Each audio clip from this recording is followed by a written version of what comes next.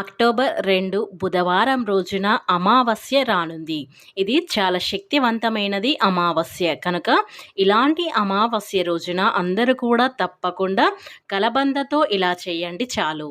మీకున్న కష్టాలు అన్నీ తొలగిపోయి ధన ఆకర్షణ అనేది పెరుగుతుంది. అమావాస్య రోజునే సూర్యగ్రహణం ఏర్పడబోతుంది. ఇలా కలబందతో ఇలా చేస్తే అదృష్టం కలిసి వస్తుంది. అయితే అమావాస్య రోజున కలబందతో ఇలా చేయటం వల్ల మీకున్న సమస్యలు, దరిద్రమైన బాధలు, కష్టాలు అన్నీ కూడా తొలగిపోతాయి. డబ్బు అనేది విపరీతంగా పెరగడం జరుగుతుంది. ఇక లక్ష్మీదేవి మీ ఇంట్లో తిష్ట వేసుకొని కూర్చుంటుంది. మీ మూసుకుపోయిన ధన ద్వారాలు కూడా తెరుచుకుంటాయి.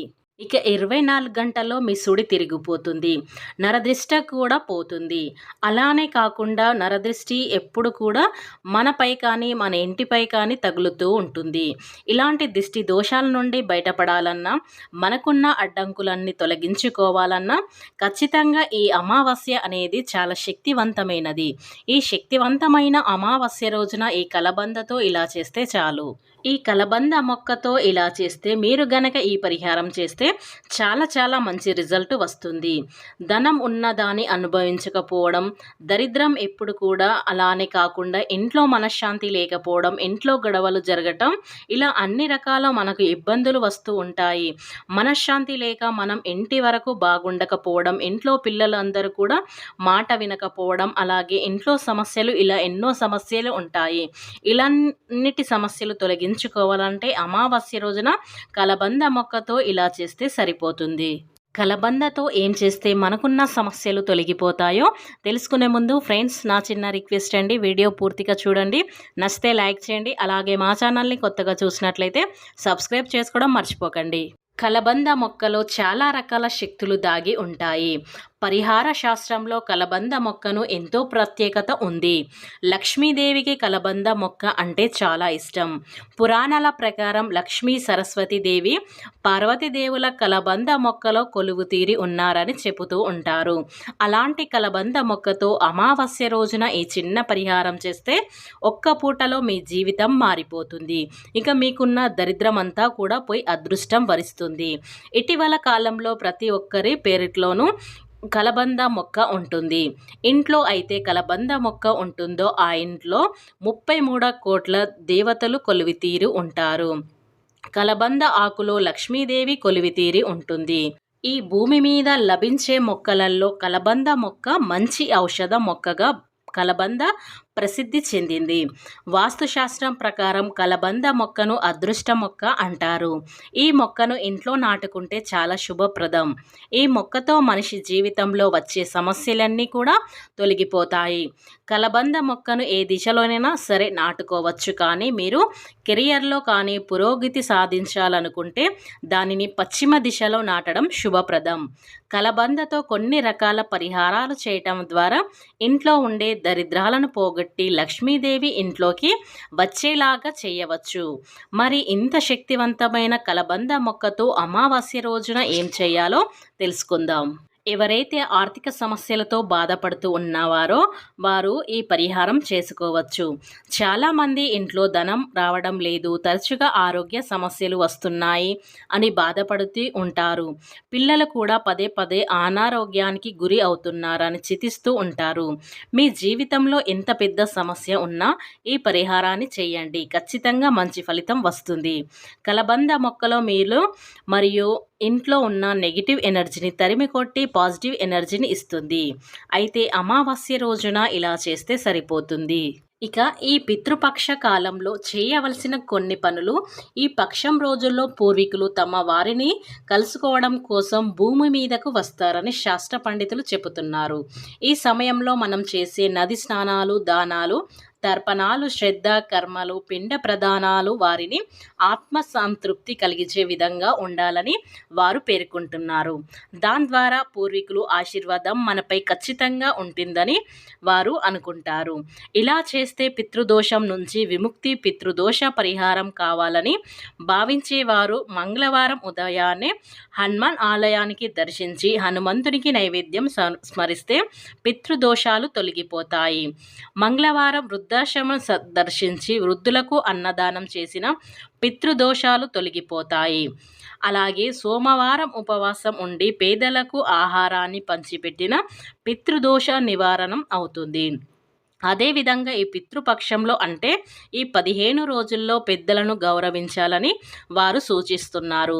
అలాగే ఇంటికి వచ్చిన అతిథులను యాచకులను సైతం అగౌరవపరచకుండా వారికి ఆహారాన్ని ఇస్తే ఆ కుటుంబంలోని పెద్దవాళ్ళు సంతోషిస్తారు.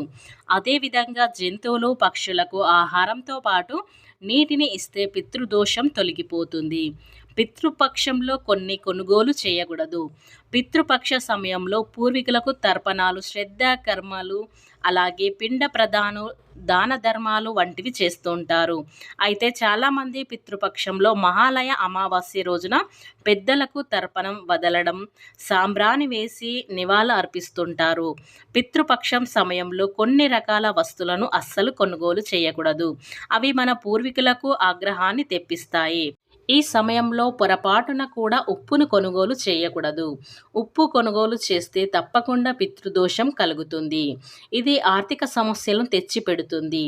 ఈ నేపథ్యంలో ఉప్పు మాత్రం కొనుగోలు చేయవద్దని చెబుతున్నారు. అలాగే ఆవాలు, నూనె సైతం కూడా కొనుగోలు చేయడం మంచిది కాదు. ఒకవేళ ఎవరైనా పొరపాటున ఆవ నూనె కొనుగోలు చేస్తే మానసిక తీవ్ర ఇబ్బందులను ఎదుర్కొంటారు. అలాగే బంగారం, వెండి, కొత్త వస్త్రాలను సైతం కొనుగోలు చేయకూడదు. ఒకవేళ అలా చేస్తే పితృదేవతల ఆగ్రహానికి గురి కావాల్సింది. అదేవిధంగా చీపురిని సైతం కూడా కొనుగోలు చేయకూడదు. కొత్త వాహనాలు, స్థిరాస్తులు పితృపక్ష సమయంలో కొత్త వాహనాలతో పాటు గృహాలు, స్థలాలు వంటి స్థిరాస్తులు కొనుగోలు చేయకూడదు. హిందూ సాంప్రదాయంలో దీన్ని అశుభంగా భావిస్తారు. ఇలా చేయటం వల్ల మన పూర్వీకులు ఆగ్రహం తెప్పిస్తుందని, కొత్తగా ఏదైనా కొనుగోలు చేస్తే దాని మీద దృష్టి ఉంటుంది. పూర్వీకుల ఆరాధన పట్ల నిర్లక్ష్యం వహించే అవకాశం ఉంటుంది. విలువైన ఆభరణాలు, విలాసవంతమైన వస్తువులు, విలువైన ఆభరణాలు, ఖరీదైన దుస్తువులు, విలాసవంతమైన వస్తువులు కొనుగోలు చేయకూడదు. ఈ కొనుగోలు భౌతిక ఆస్తులతో అనుబంధాన్ని సూచిస్తుంది. ఇది పితృపక్ష కాలం ఆధ్యాత్మిక భావాన్ని విరుద్ధం.